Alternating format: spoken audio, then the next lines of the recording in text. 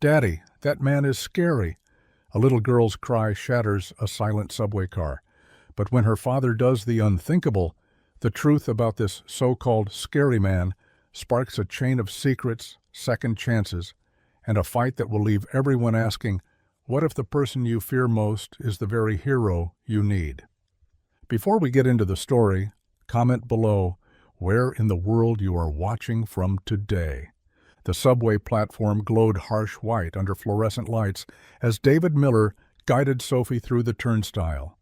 Ice crystals clung to the metal railings, and their breath formed small clouds in the frigid morning air. Sophie's mittened hand gripped his tightly while her other arm hugged a stuffed rabbit against her pink winter coat. "Watch the gap, sweetheart." Sophie hopped over the yellow line with exaggerated care, her boots squeaking against the wet floor. The arriving train brought a gust of stale, warm air that made David's tie flutter against his chest. He shifted his briefcase to his other hand and hoisted Sophie's backpack higher on his shoulder, the one with the unicorn patches she'd insisted on adding last week. Inside, the car hummed with morning routine. A woman in scrubs dozed against the window. Two men in hard hats discussed last night's game. Teenagers sprawled across orange seats, tinny music bleeding from their earbuds despite the early hour. David steered Sophie toward an empty spot near the middle doors. "Can I stand, Daddy? I want to hold the pole like a big girl." "Sit first. We've got 12 stops." Sophie climbed onto the seat, her legs swinging freely. Her eyes roamed the car with the unfiltered curiosity that made David both proud and nervous. She studied the advertisements overhead, mouthed words from a poetry poster, then twisted around to examine the other passengers. Her body went rigid. At the far end of the car, a man occupied 2 seats. Not by choice, people had simply given him wide berth. His army jacket, torn at the shoulder, hung loose over layers of mismatched clothing. Graying hair matted against his skull. His fingers, blackened at the tips, clutched a duffel bag with military patches barely visible through the grime. Words tumbled from his mouth, low and angry, directed at no one. Sophie's fingers dug into David's coat sleeve. The rabbit fell forgotten to the floor. "Daddy, that man is scary." Her whisper carried like a shout. Newspapers lowered. Conversations halted. The teenagers pulled out their earbuds. Every eye swiveled between Sophie and the man at the end of the car. A young professional near the door shifted his weight, ready to intervene. The woman in scrubs opened her eyes, suddenly alert. The man's muttering stopped. His head lifted slightly, though his gaze remained fixed on the floor. David felt the familiar weight of 30 strangers' expectations.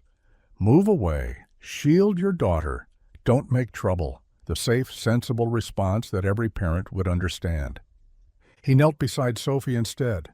"What makes him scary, baby?"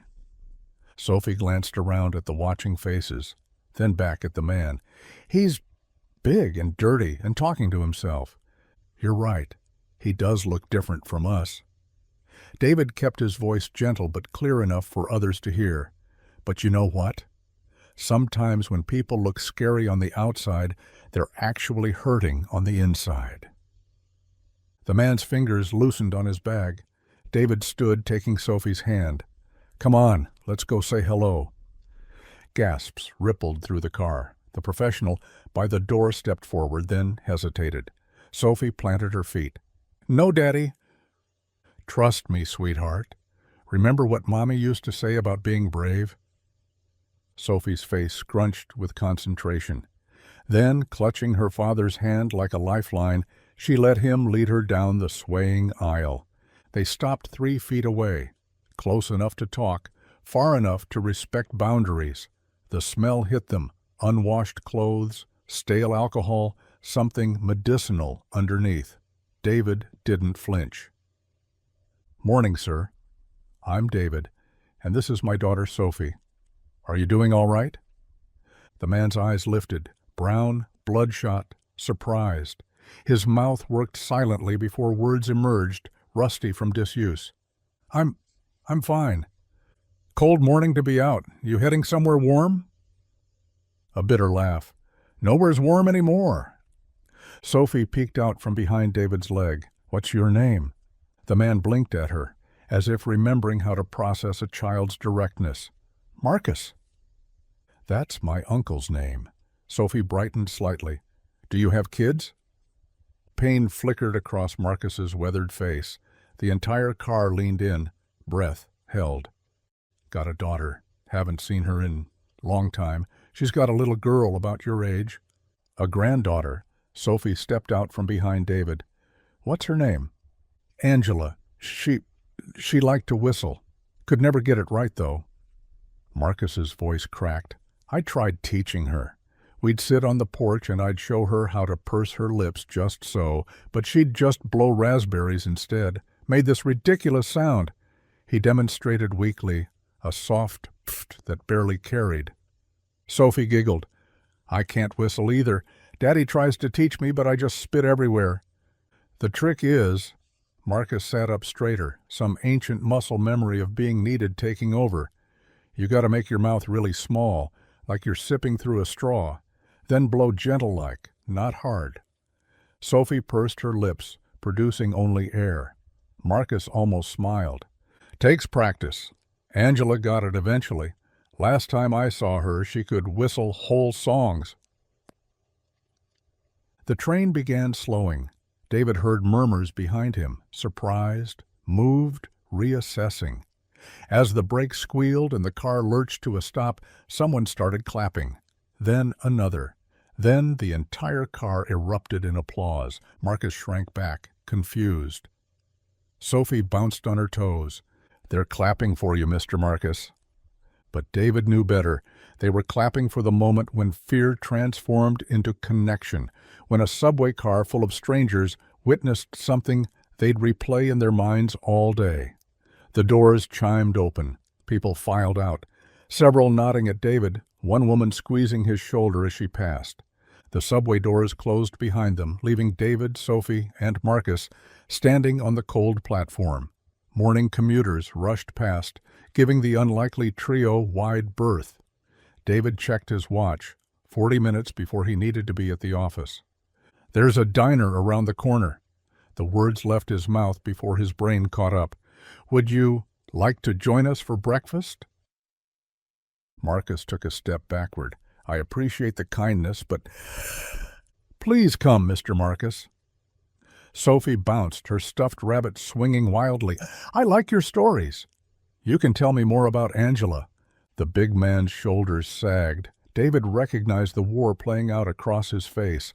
Pride against hunger, isolation against the terrifying possibility of connection. Just coffee and eggs, David added quietly. Nothing fancy.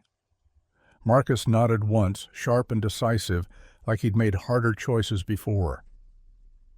The Morning Glory diner sat wedged between a dry cleaner and a phone repair shop, its windows fogged with warmth. The bell jangled as they entered. Margie, the owner who'd served David since before Sophie was born, looked up from the register. Her smile faltered for half a second before professional hospitality kicked in. Morning, David. Sophie, table for 3? They slid into a corner booth, vinyl squeaking under their weight. Marcus chose the side facing the door, soldier's instinct, David thought. Sophie immediately began coloring on her placemat with crayons from the tin. Coffee? Margie appeared with a pot. 3, please, and milk for Sophie. David caught Margie's concerned glance.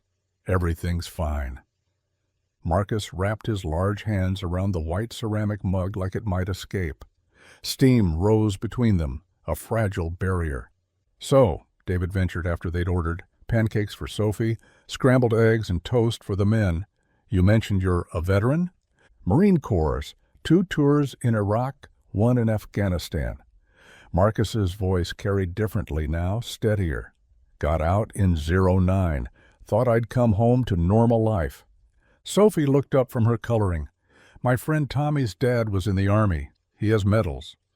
Got a few of those myself, somewhere. Marcus stared into his coffee. Used to mean something. Their food arrived. Sophie immediately pushed her extra pancake onto Marcus's plate before David could stop her. You look hungry, she announced, with 6-year-old certainty. Marcus's hand trembled as he picked up his fork. "Thank you, little one. What happened after you got out?" David kept his tone neutral, the way he'd learned to draw out difficult stories at the grief support group. "Got a job at Mitchell's warehouse. Maintenance supervisor. Good work, honest work. Did it for 8 years. Marcus cut his eggs methodically, each movement precise. Then inventory went missing. Expensive electronics. My supervisor, Grant Hutchinson, you probably heard of him, owns half the warehouses in Queens. He needed someone to blame." "But you didn't take anything?" A bitter laugh.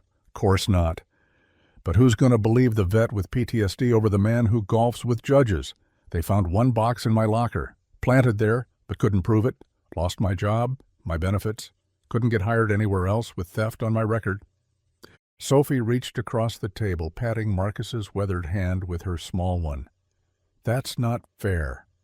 "No, sweetheart, it's not." Marcus turned his palm up, letting her tiny fingers rest there. "Lost my apartment 3 months later. Daughter tried to help, but I was too proud, too angry. Said things I shouldn't have. Haven't seen her or Angela since." David watched this mountain of a man shrink into himself, recognizing the familiar weight of regret. After Beth died, he'd pushed everyone away too, convinced his grief might infect them. How long ago? 2 years.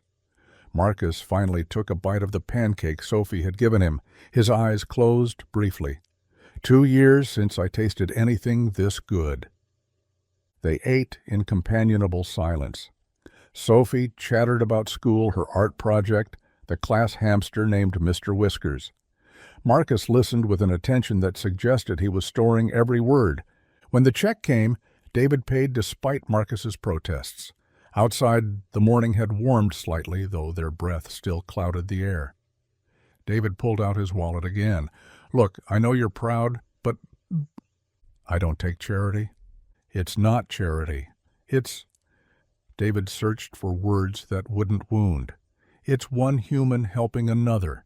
The way you helped Sophie understand something important this morning." He pressed $40 into Marcus's reluctant hand. "There's a Y 3 blocks north. They have showers, lockers. I volunteer there sometimes. Tell them David Miller sent you." Marcus pocketed the bills with visible effort. "Why are you doing this?" David glanced at Sophie, who was making her rabbit wave goodbye to Marcus. "Because my daughter sees something in you. And she's usually right about people." They parted at the corner. David watched Marcus walk north, shoulders a little straighter than before. That evening, over mac and cheese, Sophie's favorite, she brought it up immediately.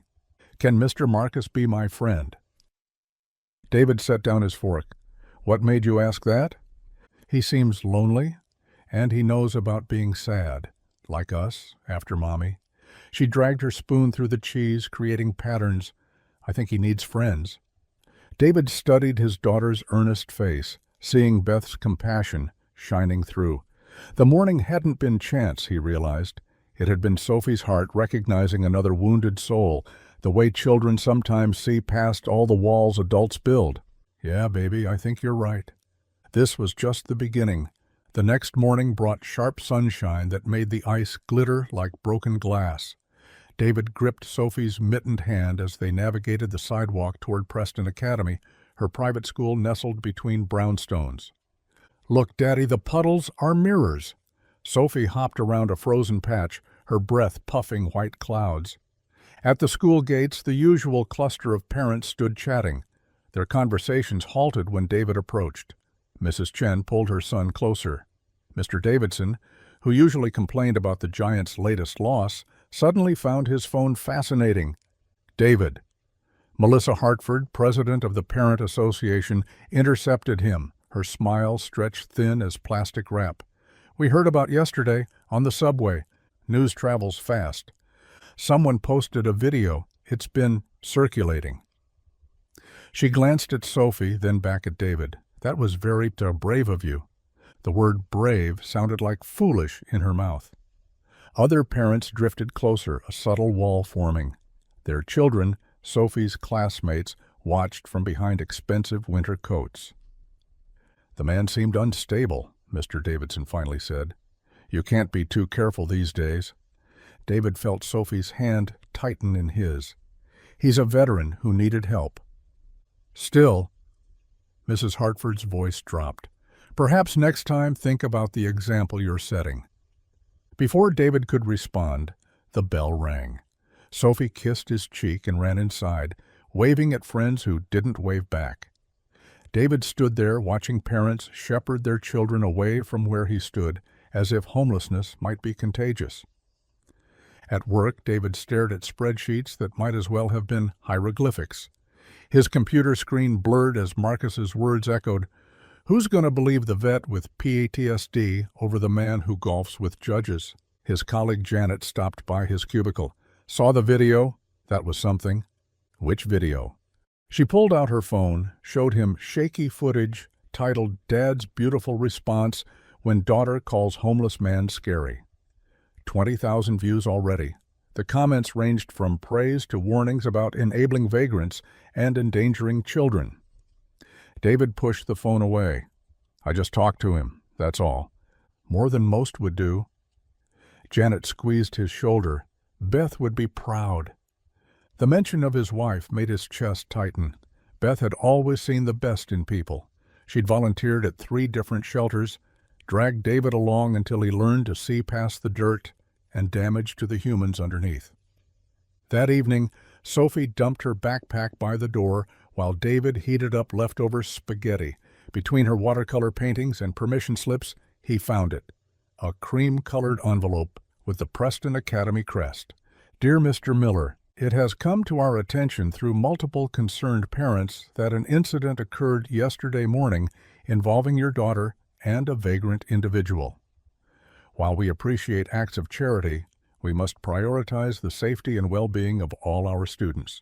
Preston Academy maintains certain standards that extend beyond academic excellence to include the judgment and associations of our families. Several parents have expressed discomfort with your decision to expose children to potentially dangerous situations. We strongly encourage you to reconsider such interactions in the future. Please understand that continued enrollment at Preston Academy requires alignment with our community values and standards. We trust you will demonstrate better discretion going forward. Should you wish to discuss this matter, please contact my office. Sincerely, Dr. Patricia Thornton, Head of School." David read it twice, his hands shaking. The careful language couldn't hide the threat, "conform," or Sophie loses her spot. "Daddy, you're making a mad face."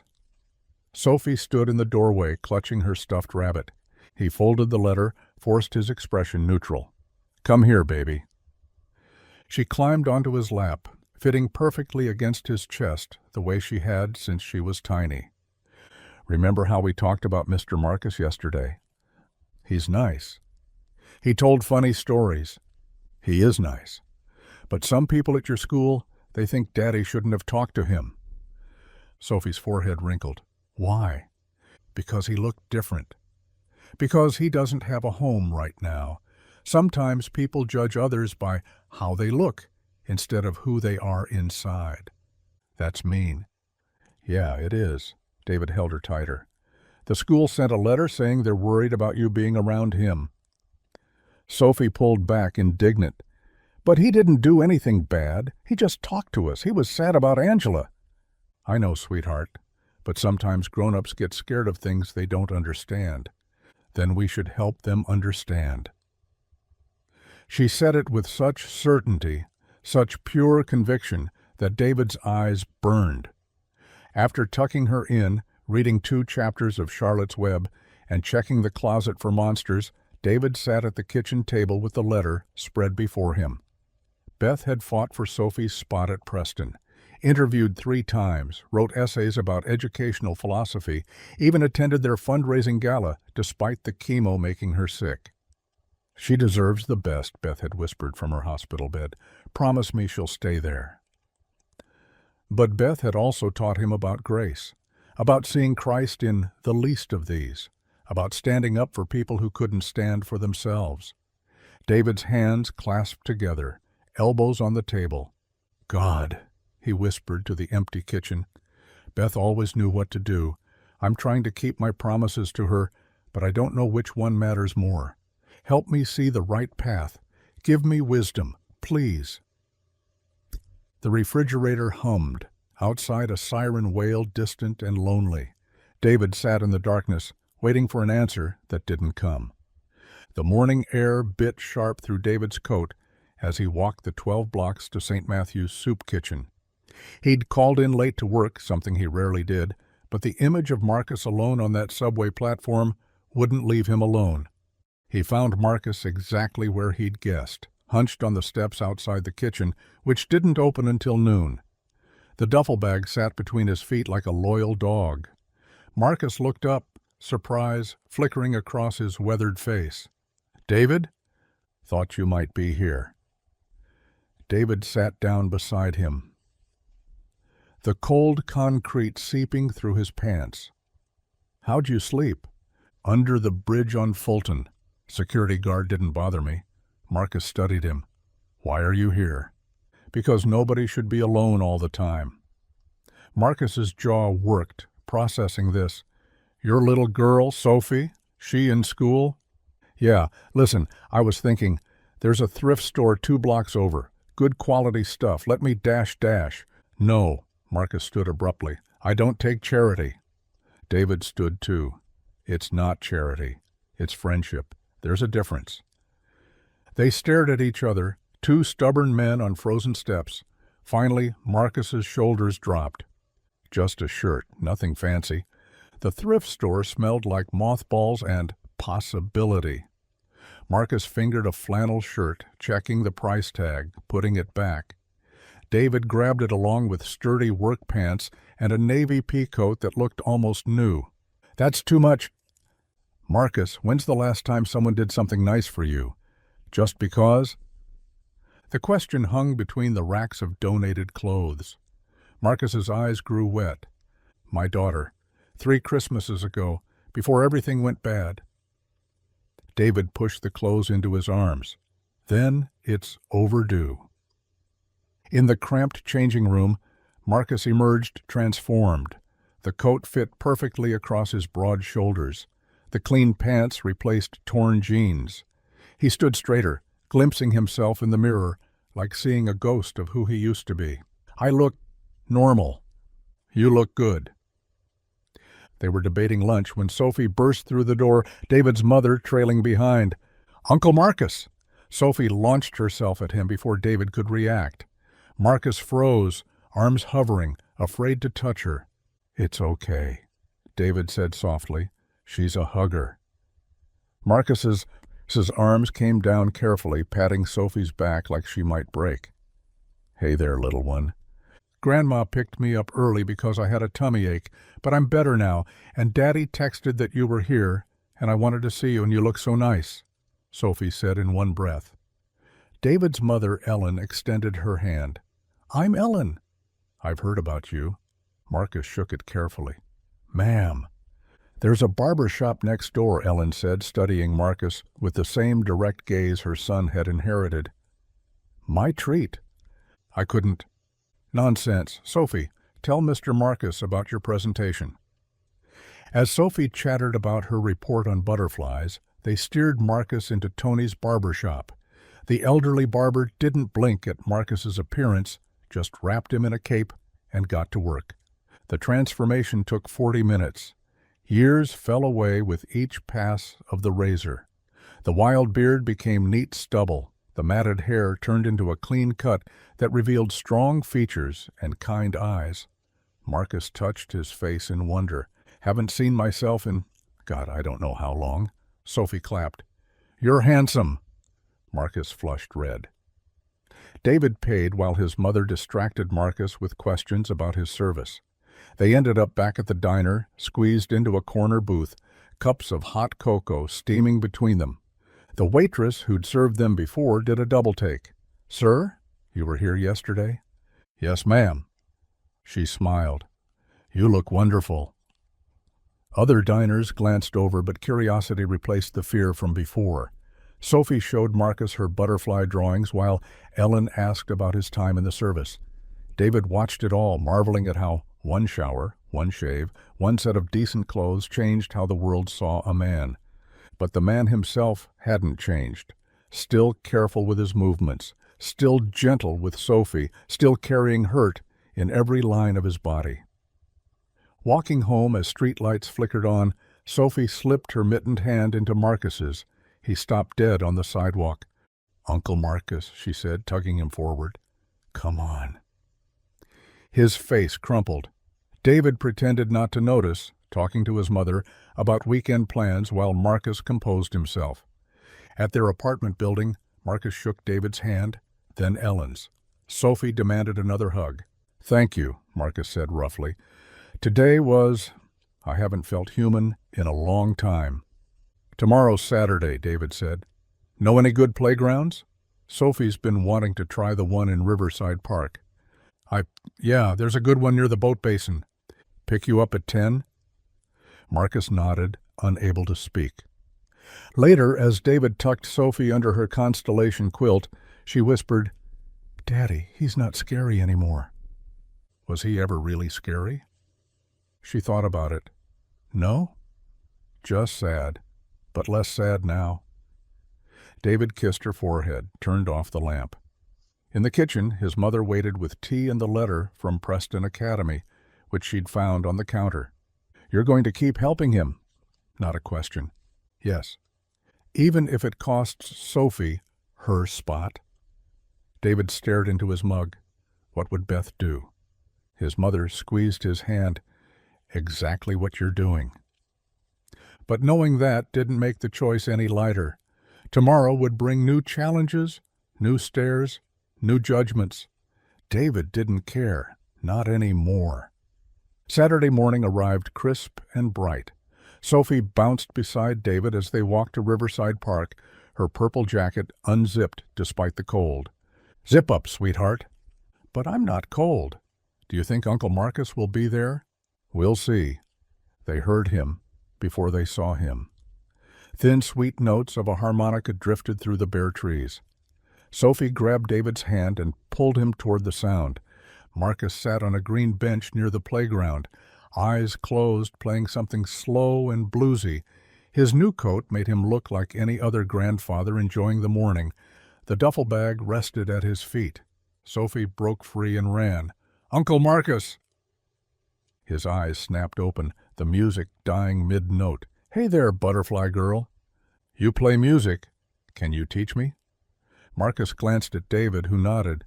"Sure, but harmonicas carry germs, so—" "I don't care about germs." David laughed. "Sophie." "Okay, fine, but can I try?" Marcus pulled out a bandana, wiped the harmonica carefully, then showed Sophie how to hold it. "Cup your hands like you're holding a baby bird. Now blow gentle-like through here." A terrible squawk emerged. Sophie giggled. "That's perfect for a first try. Now move it side to side real slow." For an hour, Marcus taught while David watched from the bench. Other families began filling the playground. A few mothers noticed the lesson, smiling at the scene. 2 boys stopped to listen when Marcus played "Oh, Susanna." Their father nodded appreciatively. "Your dad?" he asked David. "Friend." "Nice, he's teaching her music. Kids don't get enough of that anymore." Sophie managed 3 clear notes in a row and shrieked with delight. Marcus's face split into the first real smile David had seen from him. Not careful or grateful or sad, just pure joy at a child's accomplishment. They moved to the playground where Sophie demanded Marcus push her on the swings. He obliged, gentle, but high enough to make her squeal. Other children watched enviously. One brave girl asked if he could push her too. "If your mama says okay." The mother hesitated, then nodded. Soon Marcus had a line of children waiting for turns while David helped Sophie on the monkey bars. "Your friend's got away with kids," another father observed. "He does. Rare thing these days, men who aren't afraid to just be kind." Around noon, they bought hot dogs from a cart. Marcus tried to pay, but David waved him off. They ate on the bench, Sophie between them, getting mustard on her jacket. "Where'd you learn harmonica?" David asked. "My grandfather. Played it in the fields, then taught my daddy. Daddy taught me. Tried teaching my daughter, but—" Marcus trailed off. "She preferred piano, like her mother." "What's her name?" "Angela. Haven't spoken in 3 years." Sophie looked up. "Why?" "Sometimes adults make mistakes that hurt people's feelings real bad. Then you say sorry. Sometimes sorry isn't enough, little one. It's always enough if you mean it." Marcus's eyes glistened. He played another tune to change the subject, something bright that made Sophie dance on the sidewalk. Parents with strollers smiled as they passed. One woman took a photo of Sophie twirling. David didn't think about it then. Should have, maybe. But the afternoon felt too perfect, too normal, too much like life was supposed to feel. They walked home as shadows lengthened. Sophie held both their hands, swinging between them at crosswalks. Marcus walked them to their building. "Same time tomorrow?" Sophie asked. "If your daddy says—" David's phone rang. Preston Academy on the screen. "1 second." He stepped away. "Hello? Mr. Miller? This is Principal Morrison. I'm sorry to call on a Saturday, but we need to discuss a concerning situation." David's stomach dropped. "What situation?" "Several parents have sent me photographs from social media. You and Sophie with the same individual from the subway incident, in the park. He appears to be teaching her something?" "Harmonica. He was teaching her harmonica." A pause. "Mr. Miller, I understand you believe you're being charitable, but parents are deeply concerned.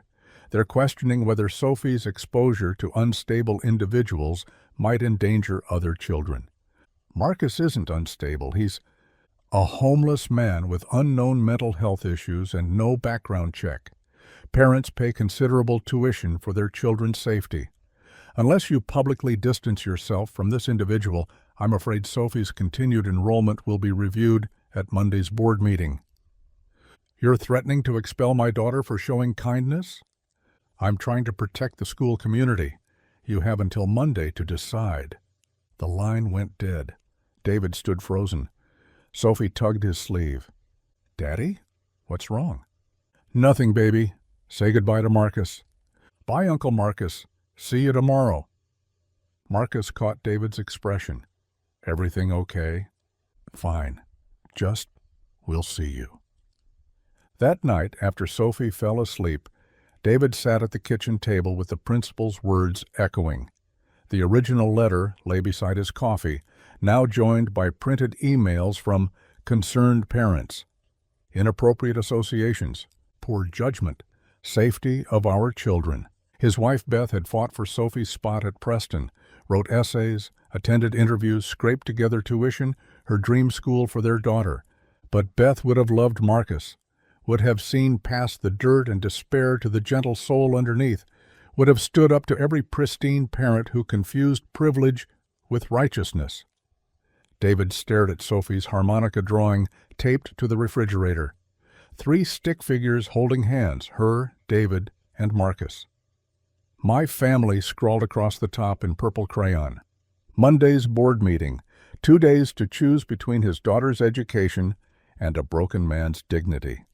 The coffee grew cold as midnight passed. Sunday morning arrived gray and drizzly. Sophie pushed scrambled eggs around her plate, unusually quiet for a weekend. "Can Uncle Marcus come over today?" David set down his coffee. "Maybe later, sweetheart." "But he promised to teach me the birthday song on harmonica." "I know. Is he sick?" "No, he's not sick."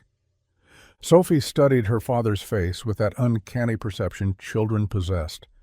"Are you mad at him?" "No, baby. Never."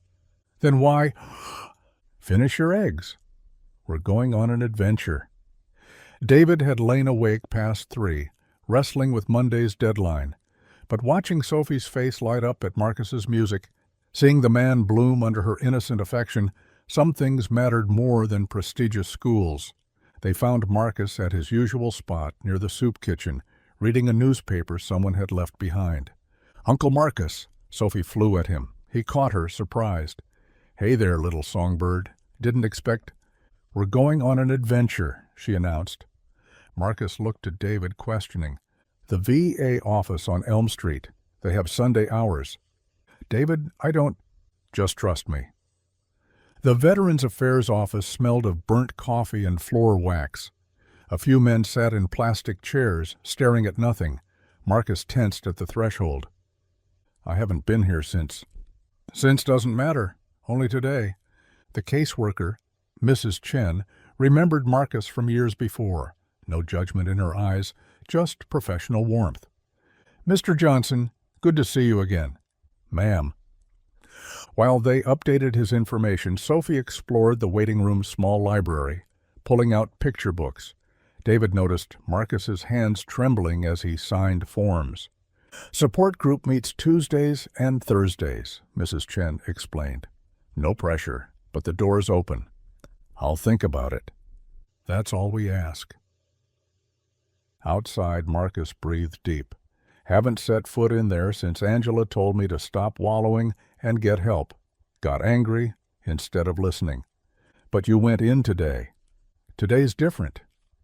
The library was Sophie's idea. She'd seen the now hiring bulletin board during story time.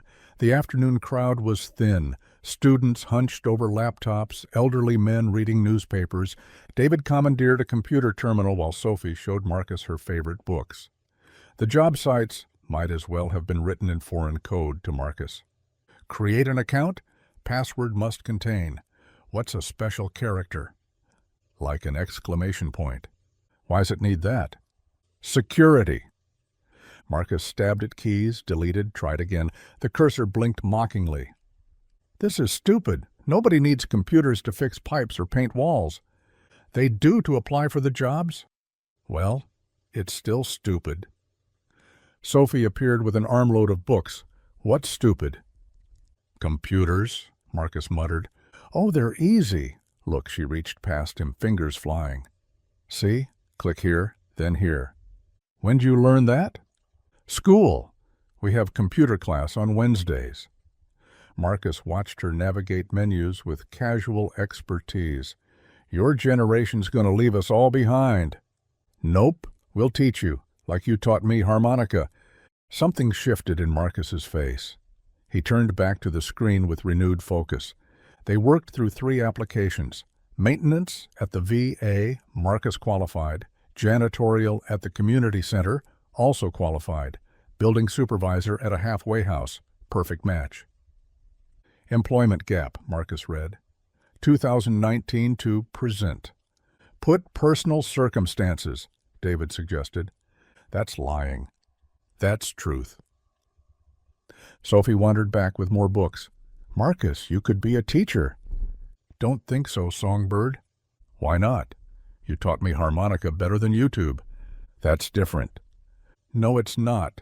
Teaching is teaching. Daddy says good teachers make hard things easy. Marcus actually laughed. Not a chuckle or snort, but genuine laughter that drew stares from other patrons. When did you get so smart? Tuesdays and Thursdays. By 4 o'clock, they'd submitted 3 applications. Marcus stared at the confirmation screens like they might disappear. Haven't done that in, God, 5 years? How's it feel? Terrifying. Sophie grabbed his hand. Good terrifying or bad terrifying? Don't know yet. They walked home through the park. Sophie ran ahead, practicing harmonica, mostly noise, but enthusiastic noise. Marcus watched her with soft eyes. She's special, your girl. Takes after her mother. No, she's got your heart. Beth gave her wings, but you gave her roots. David stopped. You knew Beth? Saw her at the clinic sometimes, during treatments. Always had a smile, even on bad days. Talked about you two constantly. She never mentioned, I was different then. Cleaner. Still had hope. Marcus paused. She'd be proud. How you're raising Sophie. That evening, Sophie fell asleep humming Marcus's tune, something between a lullaby and jazz. David stood in her doorway, listening to her breathe. His phone buzzed. Email from Principal Morrison. Mr. Miller, I hope you've had time to consider our discussion. The board meets tomorrow at 10 a.m. Please confirm your intentions." David deleted it without responding. Sophie murmured in her sleep, fingers moving like she held an invisible harmonica. How long could he balance this? How long before choosing Marcus meant losing Sophie's school? How long before the weight of both crushed everything? But tonight, Marcus had laughed. Really laughed. Tomorrow would bring what it brought. The shelter smelled like industrial bleach, fighting a losing battle against despair. David found Marcus outside, sitting on the steps with his duffel bag between his feet. "Could have stayed at my place." "Already taking too much." Marcus stood, joints protesting. "Besides, shelter's not bad. Hot shower, clean bed, and a dozen men screaming nightmares at 3 a.m.? Felt like home." They drove to Goodwill in comfortable silence. Sophie had school, picture day, which explained the bow David had wrestled into her hair that morning. The men's section was picked over, but functional. Marcus fingered a navy tie with tiny anchors. Too much? Perfect amount. The jacket took longer. Too big, too small, too worn at the elbows. Finally, a charcoal blazer that had seen better decades, but carried itself with dignity. "Makes me look like I'm playing dress-up." "Makes you look like someone worth hiring." Marcus studied his reflection. The stranger staring back wore respectability like borrowed armor. $23 for all of it," the cashier announced. David pulled out his wallet, but Marcus beat him to it, counting out crumpled bills. "My turn." They ate lunch at a Vietnamese place David knew. Pho and spring rolls, Marcus burning his tongue on the broth. "Haven't had this since Saigon. Different tour." "Good memories?" "No such thing from that place. Just different levels of bad." Marcus set down his spoon. "What if they dig? The employers.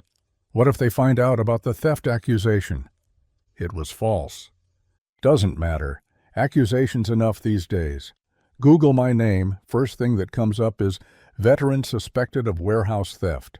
Not veteran cleared or veteran innocent, just suspected. Forever. Then we tell them first. Control the narrative. With what? My word against documentation? With truth. With character references. With the fact you're sitting here trying instead of giving up." Marcus laughed bitterly. "I'm a 58-year-old man starting over at entry level. They see that gap in employment. They see a washed-up veteran with baggage. Maybe PTSD, maybe drinks, maybe violent. I see a man who served his country, who raised a daughter, who can fix anything with moving parts and played harmonica to a granddaughter he'd die to see again. Pretty words don't erase ugly facts. No, but showing up does. Trying does." The VA building squatted like a concrete toad in downtown's medical district. Marcus froze at the entrance. "Can't?" "Can?" "They'll smell the failure on me. They'll see one of their own." The waiting room held a dozen men in various stages of life's assault. Missing limbs, 1,000-yard stares, hands that wouldn't stop shaking. Marcus fit right in and stood out completely. He'd dressed for hope. "Mr. Johnson?" A young woman with kind eyes and sergeant's bearing. "I'm Linda Chen. Ready?" The interview lasted 40 minutes. David waited, pretending to read year-old magazines while straining to hear through the door. Muffled voices, occasional laughter. Marcus emerged smaller somehow. Deflated. "Well?" "She knew my old unit. Her father served with my lieutenant." "That's good." "She was professional." "Said they'd be in touch. That's what they say when they need to process paperwork, when they need to check references, when they're interested." They sat in David's car, engine off, watching rain streak the windshield. "Come to church tonight." "I don't, Sophie's singing in children's choir." "That's cheating." "That's strategy." Grace Methodist occupied a corner lot, red brick and good intentions. The parking lot filled with minivans and sensible sedans. Marcus tugged at his tie. Haven't been in a church since Angela's baptism. Like riding a bike. Bikes don't judge you for falling off.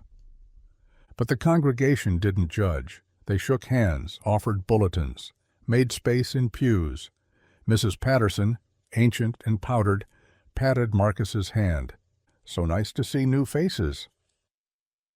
The children's choir massacred this little light of mine with enthusiasm. Sophie waved from the third row, bow sliding sideways. Marcus waved back, fighting a smile. The sermon was about second chances, about stones and glass houses, about grace being sufficient. Marcus sat rigid, hands clenched, moisture gathering at his eyes. The closing hymn broke him. Amazing Grace. Every veteran knew it, heard it at too many funerals, too many moments when God felt both absent and overwhelmingly present. His shoulders shook silently. David didn't reach over, didn't comfort. Let the man feel what he needed to feel. After service, Pastor Williams approached during coffee hour, younger than expected, with linebacker shoulders and gentle eyes. "David tells me you have quite a story, Mr. Johnson." "Everyone's got a story. Not everyone's brave enough to live through theirs. Would you consider sharing? Testimony service is next month." Marcus studied his styrofoam cup. "Don't know if I have words. Words find us when we need them. I'll think about it." Walking home, Sophie skipped ahead, church dress flapping. Marcus carried her backpack, pink with unicorns, ridiculous against his jacket. "Know what we learned today?" She didn't wait for an answer. Moses was scared to talk too, but God helped him. Maybe God will help you talk. Maybe. "Will you teach me another song? For next week's choir?" "What song?" "Something happy. Mrs. Kim says, I need to smile more when I sing." Marcus laughed. "Songbird, you smile just fine." They walked through pools of streetlight, an odd little family, widower, veteran, and child. Sophie chattered about school projects, about Tommy Chen eating paste, about her teacher's funny glasses. Marcus listened, nodding seriously at her observations. His shadow stretched long beside hers, protective and protective-seeking at once. For the first time in years, he looked like what he'd once been, a grandfather. Wednesday arrived wrapped in ordinary routine until Janet from accounting burst into David's cubicle, phone extended. "This you?" The video played tinny through her speaker, shaky footage, someone's commute documentation turned viral moment. Sophie's voice clear. "Daddy, that man is scary." The camera swinging to catch Marcus, then David kneeling, the conversation, the applause. "Where did you—" Facebook. Twitter, everywhere. Look at the numbers. 200,000 views, climbing as they watched. The comments scrolled past. Faith in humanity restored. That dad deserves Father of the Year. Made me cry at my desk. The man who made a subway car applaud. David's phone buzzed. Email notifications cascading. NBC, Fox, local morning shows, BuzzFeed. Everyone wanted the story behind the story. "You're famous," Janet said. "I need to warn Marcus." He found him at the diner, usual corner booth, nursing coffee and dignity. "There's something you should see." Marcus watched the video twice, his face cycling through confusion, recognition, horror. "Turn it off." Marcus -- 200,000 people watching me at my lowest, watching me be the scary man, watching you be human. Watch the whole thing, the applause part. The comments calling David a hero, but also noticing Marcus. That veteran deserves respect. Someone get this man a job. Real courage is both men in this video. Still don't like it. I know. That evening, Sophie bounced through dinner, iPad in hand. "Uncle Marcus, you're famous. Look, 300,000 now." Marcus shifted uncomfortably on David's couch.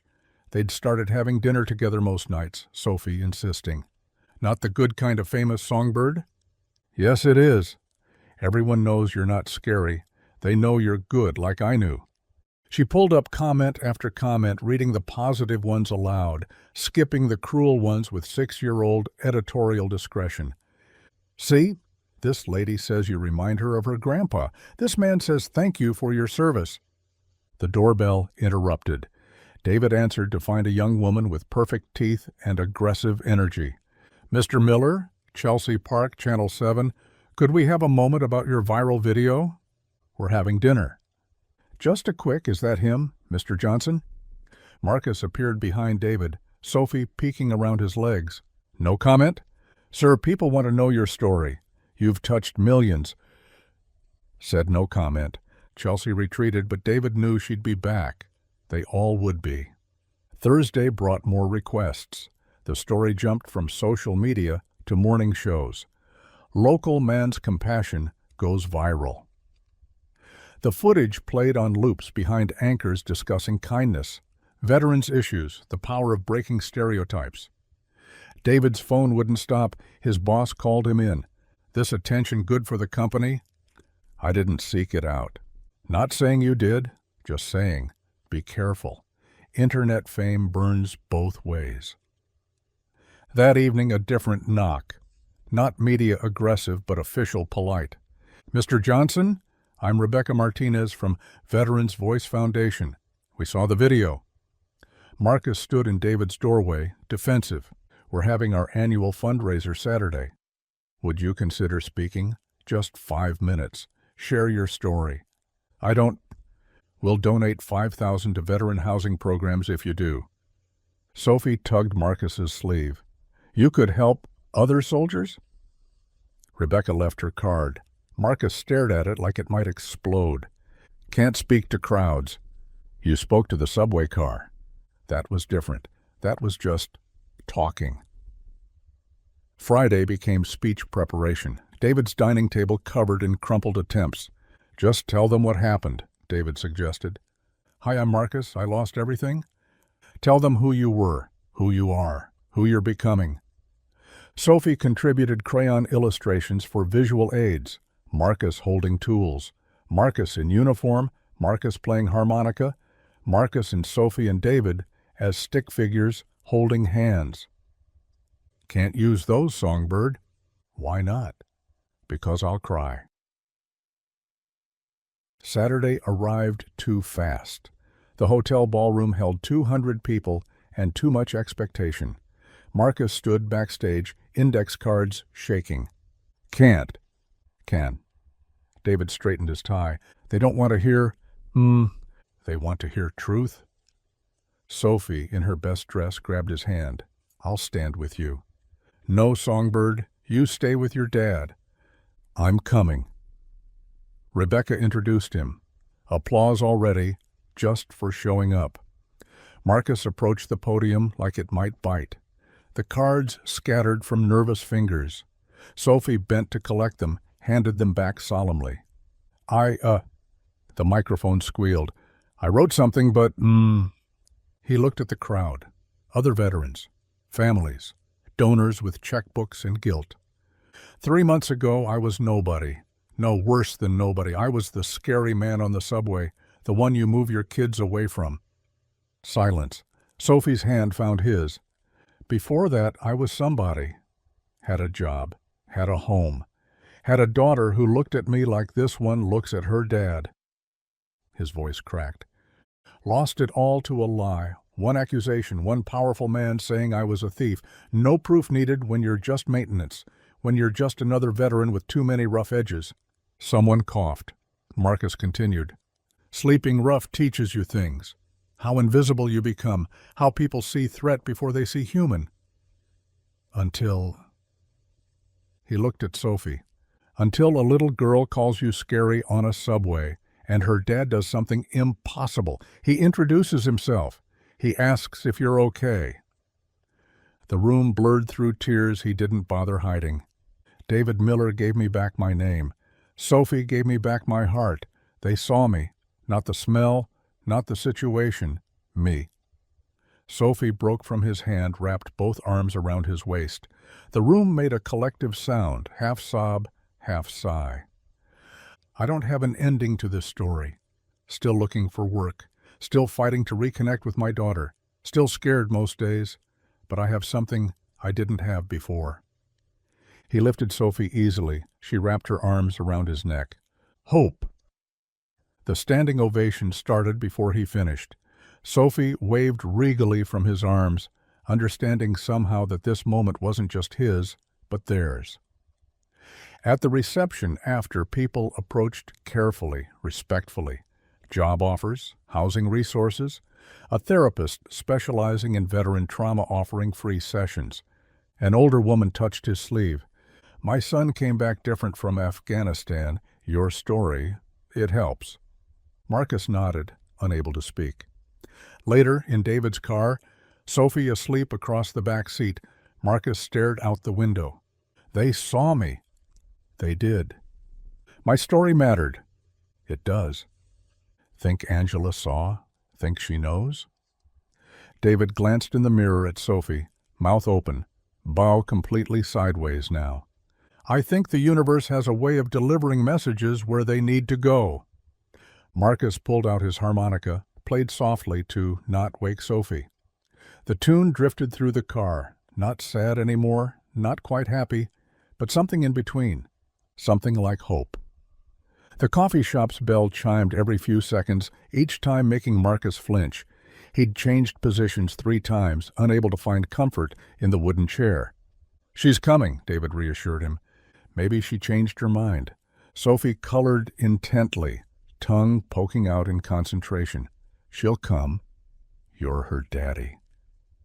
Marcus's hands trembled around his coffee cup. 23 years since he'd seen Angela. She'd been 15 when everything fell apart, when he fell apart.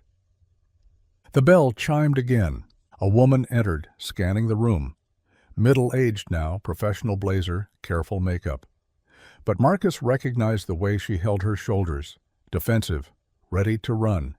His shoulders.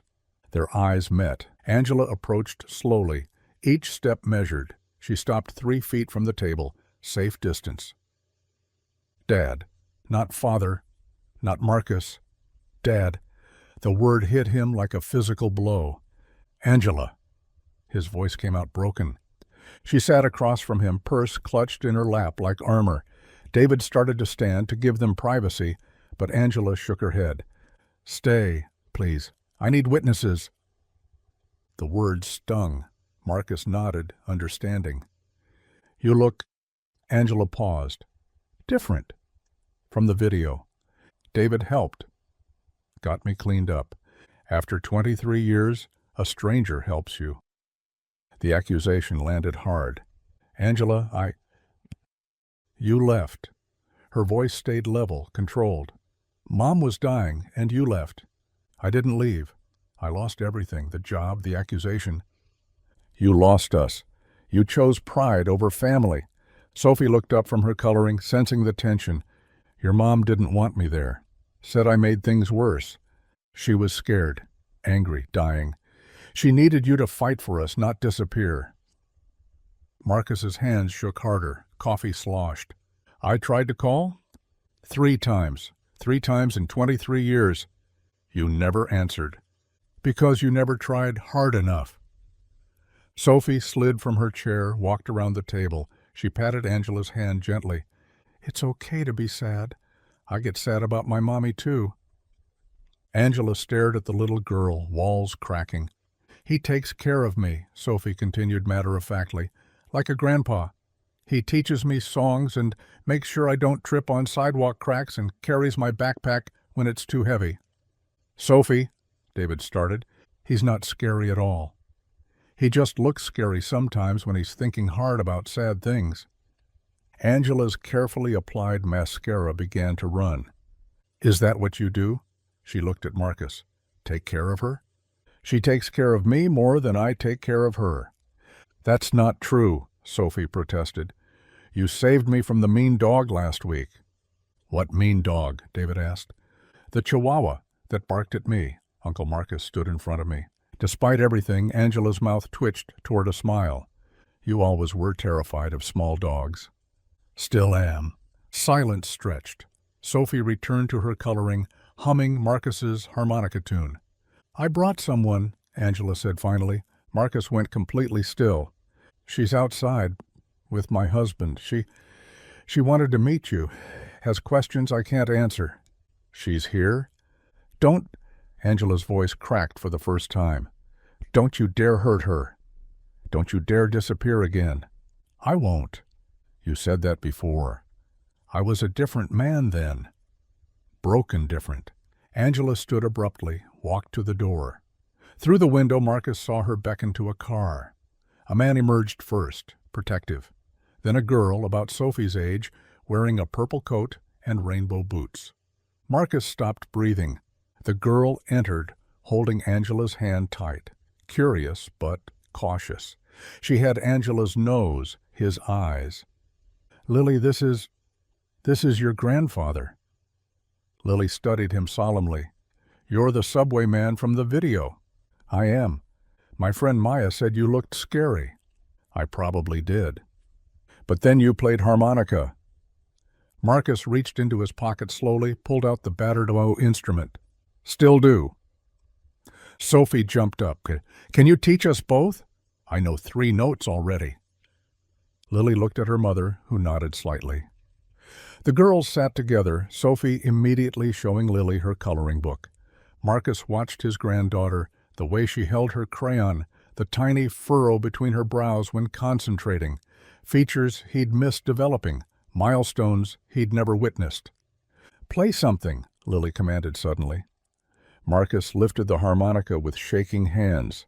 The first notes wobbled, but then muscle memory took over, the same lullaby he'd played for Angela decades ago. Lily's eyes widened. Mommy, that's the song you hum sometimes. Angela pressed her hand to her mouth. Marcus kept playing, tears streaming freely now. Sophie grabbed Lily's hand and they swayed together, giggling. When he finished, Lily stood, walked over to him. Are you really my grandpa? I am. Where were you? Lost? But you're found now. Marcus looked at Angela, who was crying openly, at David, steady and supportive, at Sophie, beaming, at this miraculous child studying him with his own eyes. I think maybe I am. Lily nodded decisively. Good. Sophie says you're teaching her harmonica. I want to learn too. Lily, Angela started. Every Saturday, Lily continued, ignoring her mother. Sophie can come too. We can be harmonica friends. Sophie cheered. The adults sat frozen, overwhelmed by children's simple solutions to complex pain. Angela's husband entered then, protective stance softening when he saw the girls together. Tom, Angela managed. This is my father. Tom extended his hand carefully. Marcus shook it, grateful for the normalcy of the gesture. We should go, Angela said. This is a lot. Can we come back Saturday? Lily asked. Angela looked at Marcus, searching. I'll be here, every Saturday, for as long as you'll let me. She nodded once, gathering Lily's hand. At the door, Lily turned back. Grandpa? The word nearly buckled his knees. Yes? You're not scary. Then they were gone, leaving Marcus sobbing at the table while Sophie patted his arm and David gripped his shoulder. Found. After 23 years lost, maybe he was finally found. Marcus walked with a lightness he hadn't felt in years. Angela had actually texted him on the cheap phone David helped him get, asking to meet for coffee, just the 2 of them. The morning air bit cold, but Marcus barely noticed. His granddaughter had called him Grandpa. After 23 years, he was Grandpa again. He stopped outside the grocery store to check his reflection in the window. Clean-shaven, decent clothes, almost respectable. Almost like the man he used to be. Well, well. The voice hit him like ice water. A security guard emerged from the store entrance, thick-necked and sneering. Marcus Johnson, thought that was you in that video. Marcus's chest tightened. The guard looked familiar. Worked at the warehouse years ago, one of the supervisor's buddies. Just passing through. Don't think so. The guard stepped closer, hand on his radio. Know what you are? A thief. Maybe these bleeding hearts online bought your sob story, but I remember what you did. I didn't steal anything. Sure you didn't. That's why they fired you. That's why you ended up on the streets where you belong. Heat rose in Marcus's neck.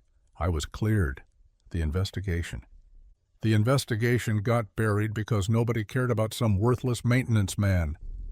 The guard's voice carried, drawing stares from passing shoppers. Now you're playing victim, conning good people. That little girl in the video, her father's an idiot for letting you near her. Don't talk about them. Or what? You gonna steal from them too? Marcus's hands clenched. 23 years of shame, of being called worthless, of believing it himself. It all rushed up at once. I said, don't talk about them. His voice boomed across the sidewalk. The guard stumbled back, hand moving to his pepper spray. There it is. There's the real you. Unstable. Dangerous. I'm not. Step back. Now. Marcus noticed the phones then. 3, 4, 5 people recording. The guard played to the cameras, voice official and loud. Sir, you need to leave this property immediately. You're disturbing customers and making threats. I didn't threaten anyone. Leave now or I'm calling the police. Marcus's military training screamed at him to stand his ground, to not let this bully win. But the phones kept recording, and he thought of Sophie, of Lily, of Angela, waiting at the coffee shop. He turned and walked away, the guard's laughter following him. By noon, the video was everywhere. Viral subway hero threatens security guard. Is the scary man actually dangerous? Watch homeless veteran lose control outside store. The clips were edited, showing only Marcus shouting, his face contorted with anger. Comments poured in, knew something was off about him. That poor little girl's father got conned. Once a vagrant, always a vagrant. Marcus sat in David's apartment, phone buzzing with notifications he didn't want to read. Angela had texted 3 times, then stopped. His hands shook as he tried to type a response, but what could he say? David arrived home from work early, face grim. Marcus, we need to talk. The doorbell rang. Through the peephole, David saw 2 police officers. Mr. Miller, we need to speak with Marcus Johnson. David's jaw tightened, but he opened the door. Sophie appeared from her room, clutching her stuffed rabbit. Mr. Johnson, you need to come with us. The younger officer said, not unkindly. What's the charge? Disturbing the peace, potential assault.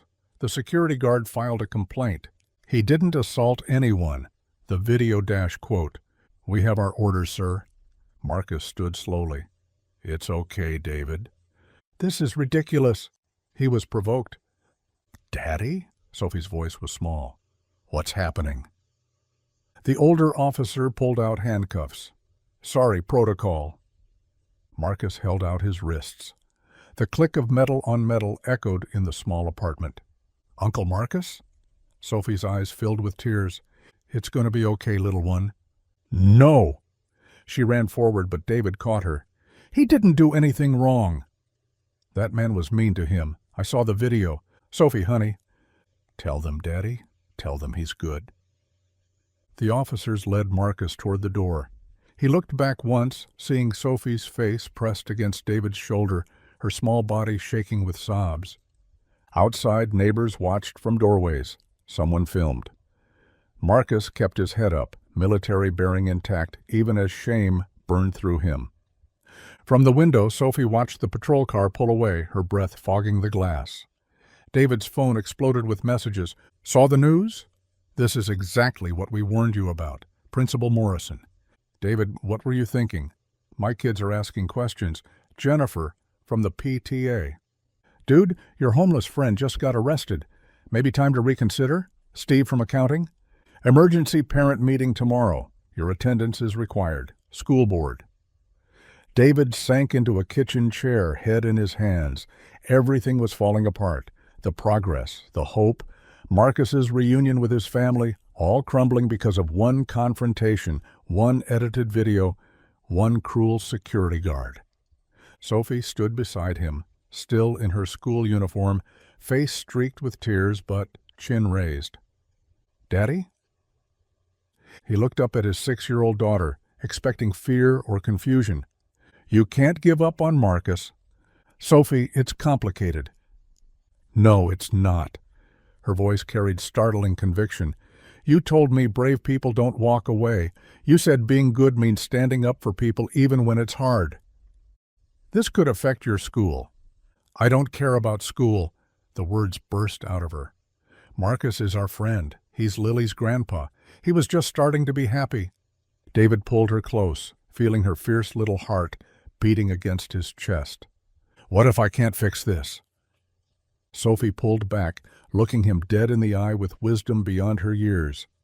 "Then we try anyway." "That's what you taught me. That's what Mommy would say." David's phone buzzed again. Another angry parent, another news alert, another piece of Marcus's dignity stripped away. But Sophie's hand slipped into his, small and determined. The battle for Marcus's future and their own had just begun. The holding cell reeked of disinfectant and despair.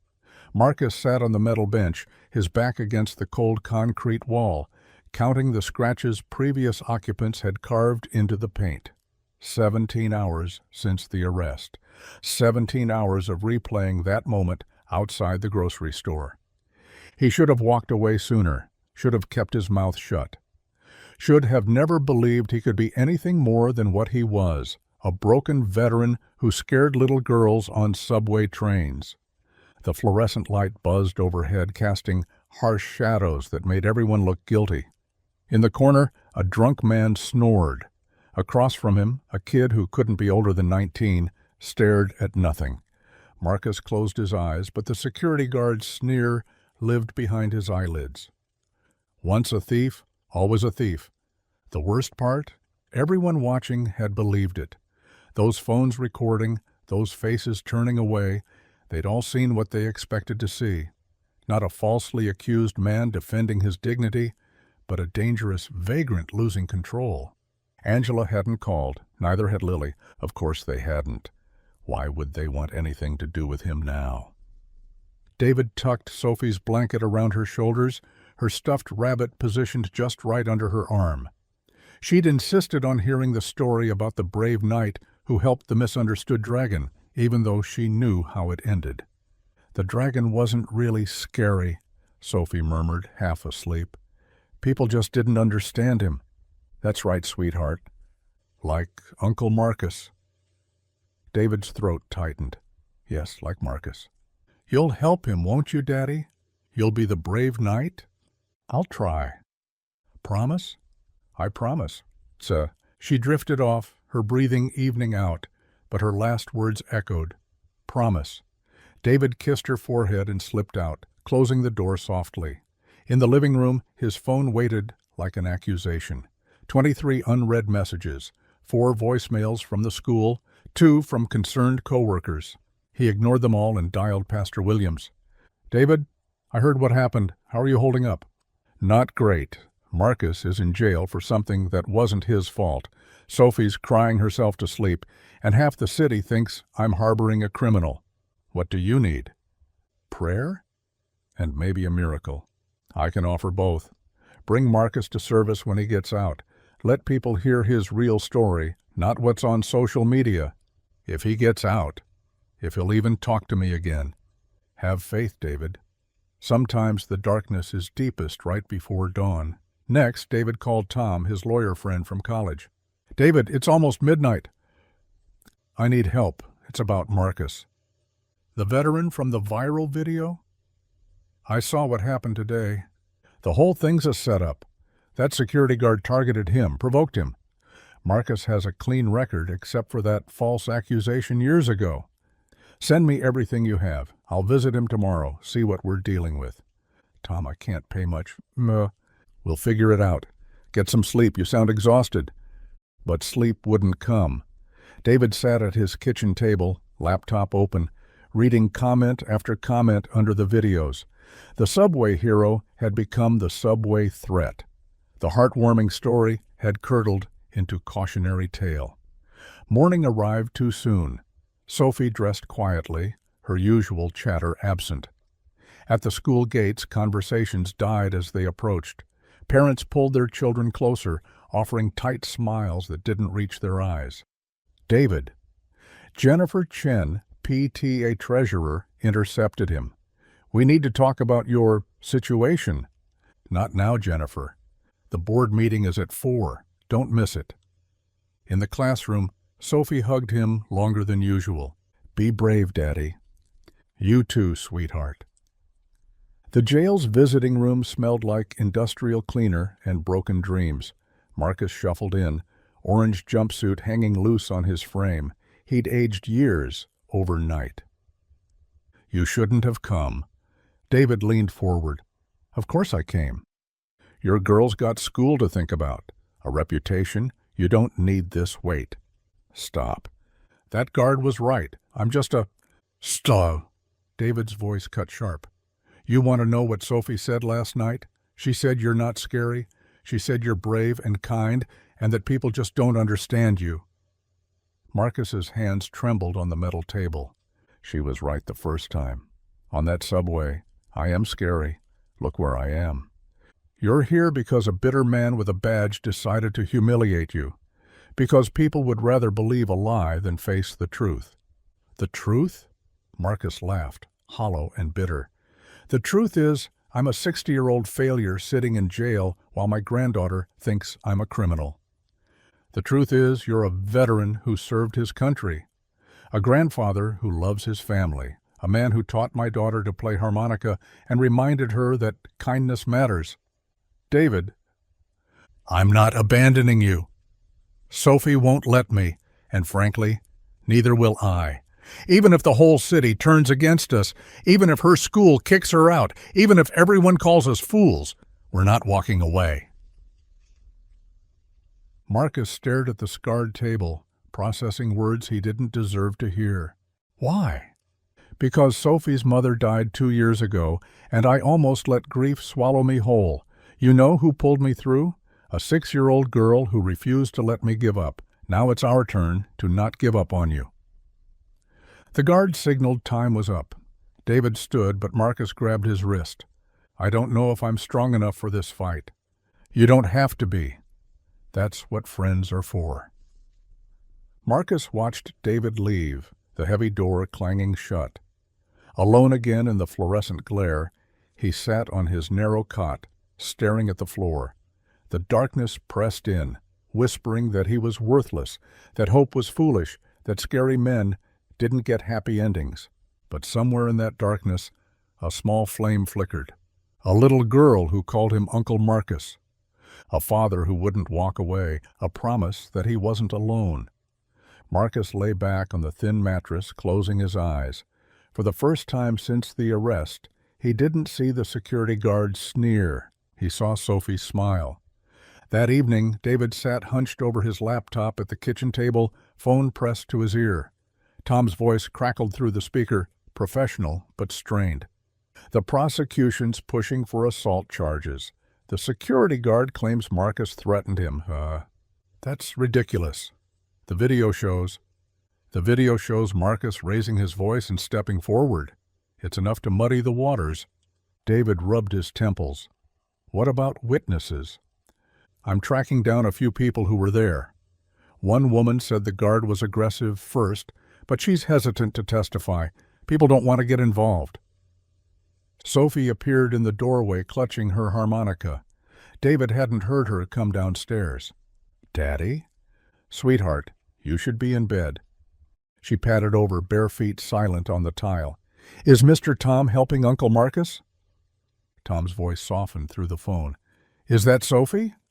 "Yes." David pulled her onto his lap. "Say hi to Mr. Tom." "Hi, Mr. Tom. Are you going to bring Uncle Marcus home?" "I'm going to try my best, Sophie." She gripped the harmonica tighter. "He taught me to be brave. He said being brave means doing the right thing even when you're scared." David felt his throat tighten. "You have to prove he's not what people say," Sophie continued, her small voice fierce. "He's not mean or scary. He's just sad because people forgot he's good." Tom cleared his throat. "Sophie, would you be willing to tell people that, about Marcus?" "I'll tell everyone." After they hung up, David carried Sophie back to bed. She placed the harmonica carefully on her pillow, arranging it just so. "What are you doing, baby?" "It's like when we put flowers on Mommy's grave." "So God remembers to take care of Uncle Marcus tonight." David kissed her forehead, unable to speak past the lump in his throat. The next morning at school, Sophie pulled out her crayons during free time.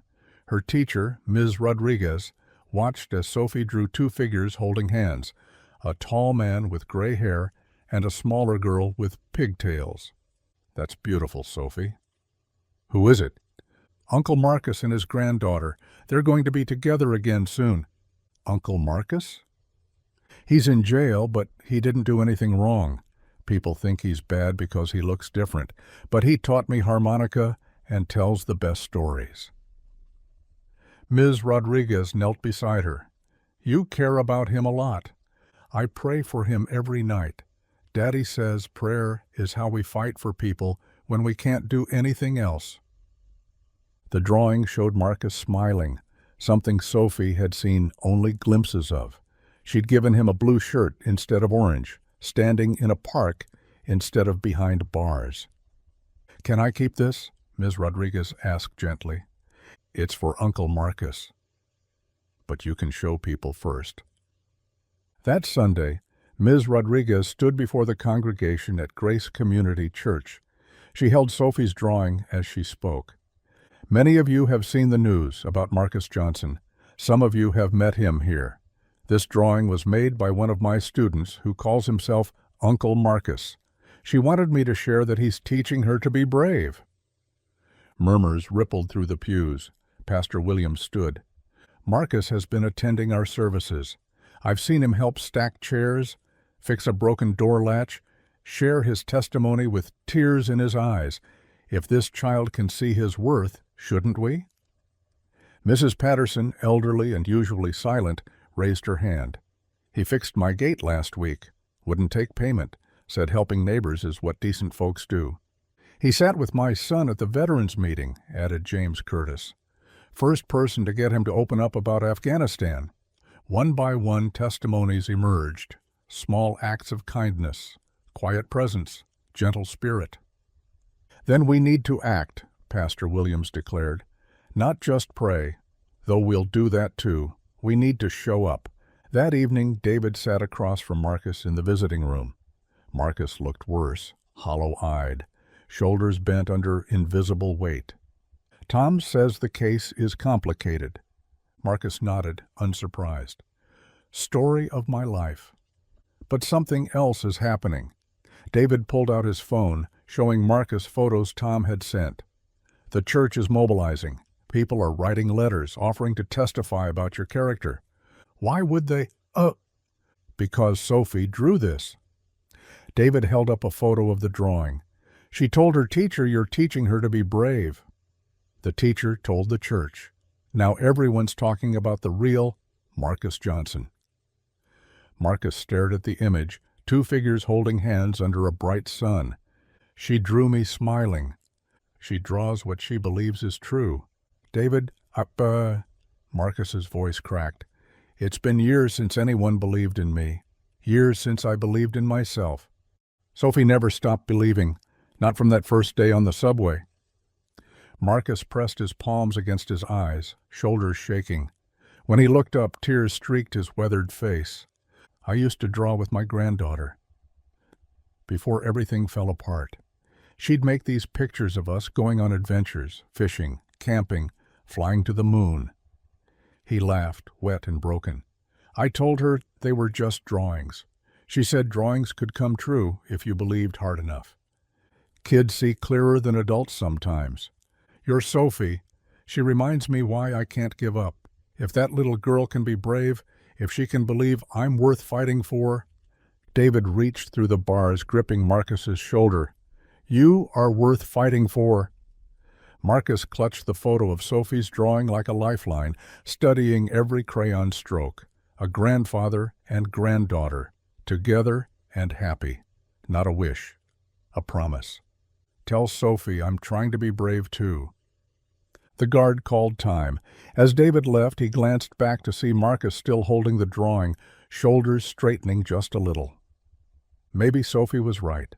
Maybe drawings could come true. David's fingers ached from gripping the steering wheel as he pulled into the industrial district. The warehouse loomed ahead, gray and unwelcoming in the evening drizzle. For 2 days, he'd chased shadows. Old addresses, disconnected phone numbers, people who claimed not to remember.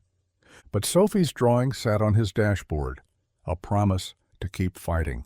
The night supervisor, Rick, recognized Marcus's name immediately. His face darkened. Haven't heard that name in years. I need to know what really happened. Why? Man's long gone. He's not gone. He's in jail for something he didn't do, then or now. Rick glanced around the empty loading dock. You didn't hear this from me. Understood. Frank Morrison, the day supervisor back then, he had his hands in everything, skimming inventory, selling it on the side. When corporate started sniffing around, he needed someone to blame. Marcus. Easy target, quiet guy. Kept to himself. No family dropping by. Frank made sure the evidence pointed at Marcus.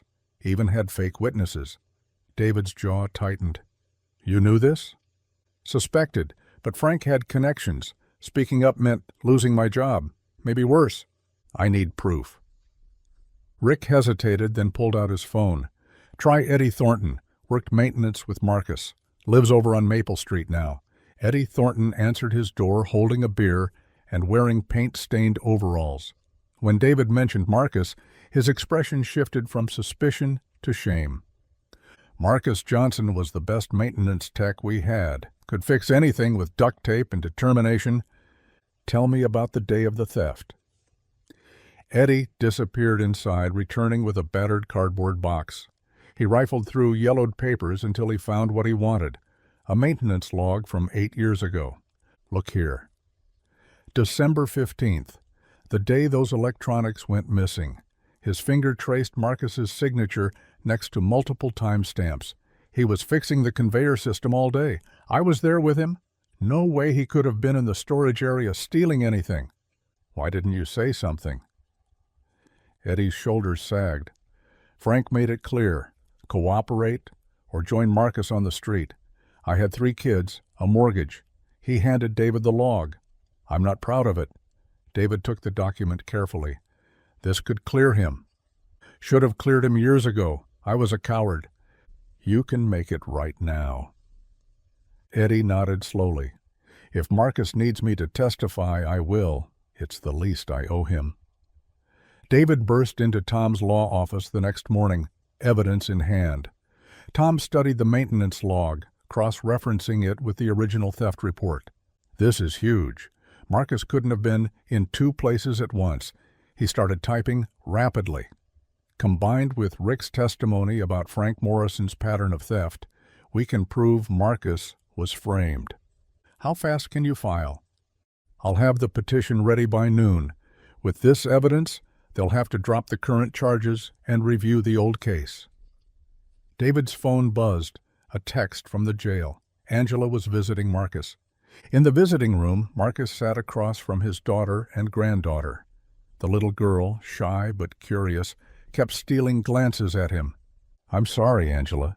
His voice was barely a whisper.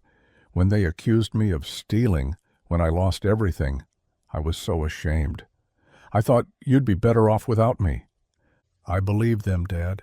When they said you were a thief, I believed them. Angela's voice broke. I should have known better. You were protecting your daughter. I understand. The little girl tugged Angela's sleeve. Is he really my grandpa? Yes, sweetheart. He doesn't look scary like in the news. Marcus almost smiled. Another little girl said the same thing. Sophie, Angela said. David's daughter. She never gave up on you. Neither did David. Angela reached through the partition, taking her father's weathered hand. I want you in our lives, Dad. When you get out, and you will get out, we're going to start over. I don't know if I remember how to be a father. Then we'll learn together. The little girl pressed her small palm against the glass. After a moment, Marcus matched it with his own. "What's your name, sweetheart?" "Emma." "That's beautiful. Your grandmother would have loved you. Will you teach me harmonica like you taught Sophie?" For the first time in days, Marcus truly smiled. "I'd like that."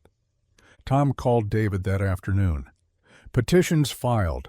The judge wants to review everything Monday morning.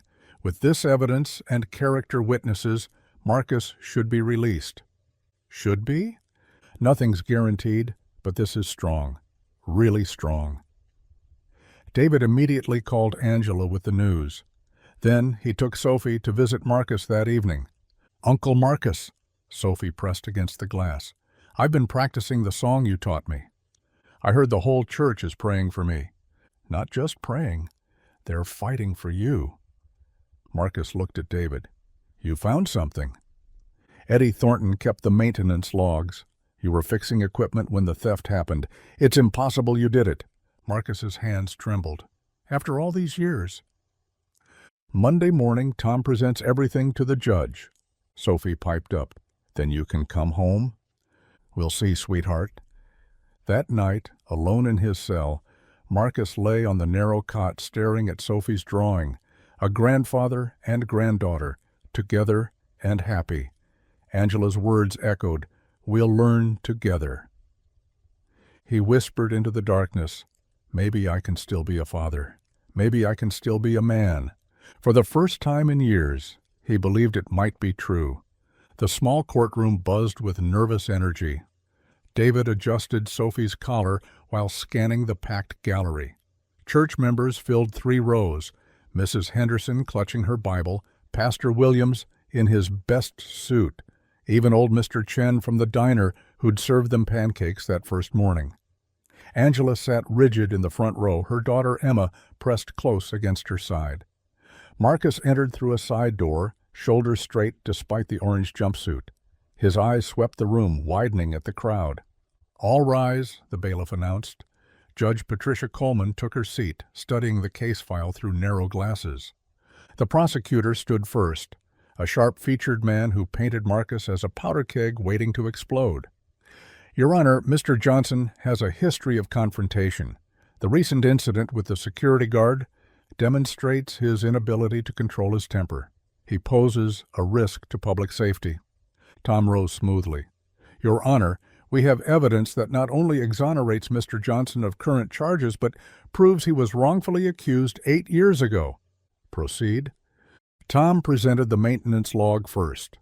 Mr. Johnson was documented repairing equipment at the exact time the theft allegedly occurred. It was physically impossible for him to be in the storage area. Eddie Thornton took the stand, voice shaking but determined. "I worked with Marcus that whole day. We replaced bearings on the main conveyor. Took us 9 hours straight." "Why didn't you come forward earlier?" the judge asked. "I was scared of losing my job. Frank Morrison, our supervisor, made that clear. I'm not proud of staying quiet." Next came Harold Briggs, a retired supervisor from another department. Gray-haired and stooped, he spoke carefully. Morrison had been covering inventory losses for months. When corporate started investigating, he needed someone to blame. Marcus was perfect. No family to fight back, no money for lawyers. "Did you report this?" "I tried. Morrison had connections all the way up. They transferred me instead." The prosecutor cross-examined aggressively, but the evidence held firm. "I'd like to call David Miller," Tom announced. David took the stand, hands steady on the Bible. He described that first subway morning, Sophie's innocent fear, Marcus's gentle response, the way hardened commuters broke into spontaneous applause. "Mr. Johnson could have reacted with anger when my daughter called him scary. Instead, he showed grace. He told her stories about his granddaughter. He turned a moment of judgment into one of connection. And since then, he's taught Sophie harmonica, helped her with homework, shown her that people deserve second chances. When she had nightmares after her mother died, Marcus told her about brave soldiers who protected people. She sleeps better now," the prosecutor interjected. "Mr. Miller, aren't you concerned about your daughter's safety?" "I'm concerned about her character." I want her to grow up knowing that compassion matters more than comfort, that standing by someone when the world turns against them is what courage looks like. Angela took the stand next, voice trembling but clear. "Tell us about your father before his troubles," Tom prompted. "He worked 2 jobs to put me through school, never missed a recital or parent conference. He'd wake up at 4 to pack my lunch with little notes inside." Her voice caught. "When Mom died, he held our family together even while grieving." And after the accusation? "He disappeared, not because he didn't love us, because he did. He thought we'd be better off without the shame he carried. He was wrong. What do you want now?" Angela looked directly at Marcus. "I want my daughter to know her grandfather. The real one. The man who built dollhouses and sang silly songs and always kept his promises. That man still exists. I see him." Sophie had been squirming throughout the testimony. Finally, she tugged David's sleeve hard enough that the judge noticed. "Does the child wish to address the court?" Judge Coleman asked, not unkindly. David hesitated. "She's only 6, Your Honor." "Sometimes 6-year-olds see clearest. I'll allow it." Sophie walked to the witness box, clutching her drawing. David stood beside her. "What's your name, sweetheart?" the judge asked. "Sophie Miller.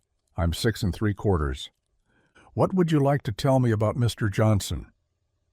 Sophie held up her drawing, Marcus and Emma playing harmonica together, surrounded by music notes and hearts. "When I first saw Uncle Marcus, I said something mean. I said he was scary." She looked at Marcus. "But I was wrong. He's not scary at all. He's brave." "How is he brave?" "He lost everything, but didn't stop being kind. He taught me songs when he was sad. He made friends with me, even though I hurt his feelings. That's brave." The prosecutor shifted uncomfortably. "But Sophie, didn't Mr. Johnson yell at someone? Didn't that frighten you?" Sophie considered this seriously. "My daddy yells sometimes when he stubs his toe. That doesn't make him scary. It makes him human." A ripple of gentle laughter crossed the gallery. "Uncle Marcus helped me not be scared of the dark anymore. He said brave people feel scared too. They just don't let it win." She turned to the judge. "Please let him come home. Emma needs her grandpa, and I need my friend." The courtroom fell completely silent. Judge Coleman reviewed her notes for several long minutes. Finally, she looked up. "Mr. Johnson, please stand." Marcus rose slowly, Tom beside him. "The evidence presented today clearly demonstrates you were wrongfully accused 8 years ago. The original theft charges are hereby dismissed with prejudice. As for the recent disturbance charge, given the circumstances and provocations involved, this court finds no criminal intent. You're free to go." The gallery erupted. Sophie didn't wait for permission. She flew across the courtroom into Marcus's arms. Emma followed, shy but smiling. Angela embraced her father for the first time in years. The entire room burst into applause, the sound echoing off the walls just like that subway car months earlier. But this time, Marcus didn't shrink from it. He stood tall, a little girl in each arm, finally home. The modest apartment wasn't much, 1 bedroom, a kitchenette, a window overlooking a fire escape. But to Marcus, it felt like a palace. Angela helped him arrange the few pieces of donated furniture, while Emma explored every corner, declaring the closet perfect for hide-and-seek. "It's only 10 minutes from our place," Angela said, hanging curtains Sophie had picked out. Sunflowers, because Sophie insisted they looked happy. Marcus stood at the window, watching life flow by on the street below. Regular people living regular lives. He was one of them again. The VA Center job started 3 days later. Part-time, nothing fancy, helping with intake forms, leading group discussions, basic maintenance. But when Marcus walked through those doors wearing his new uniform shirt, other veterans saw something in his eyes they recognized. Someone who'd been to the bottom and climbed back out. "You're the subway guy," a young veteran said during Marcus's first group session. "Saw the video. My kid asked me if I knew you." "What did you tell him?" "That you showed everyone what courage looks like. Marcus learned their names, their stories. Tommy, who couldn't sleep without checking locks 17 times. James, whose hands shook too badly to hold a coffee cup some mornings. Patricia, who hadn't spoken to her son in 2 years. The thing about hitting bottom, Marcus told them one afternoon, is that once you're there, the only direction left is up. But you can't climb alone. I tried. Nearly killed me. David and Sophie visited every Tuesday and Thursday. Sophie had designated these harmonica days, and nothing short of a hurricane would change her mind. They'd sit in Riverside Park, Marcus teaching her new songs while David pretended to read, but really just watched them, marveling at the transformation. "Can you teach me Amazing Grace?" Sophie asked one afternoon. "That's a tricky one, little bird. Emma wants to learn it for her school concert. We could surprise her."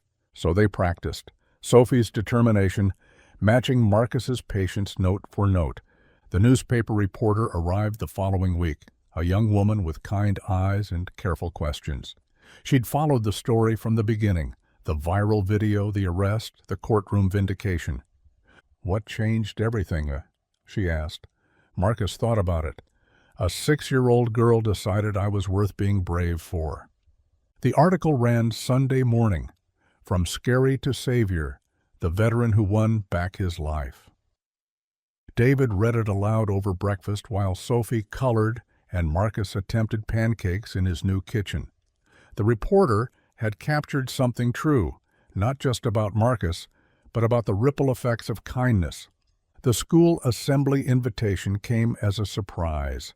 Sophie's principal, the same one who'd sent warning letters about inappropriate associations, now wanted Marcus to speak to the entire school.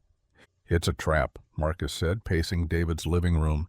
"It's an opportunity," David countered. "What would I even say to a room full of kids?"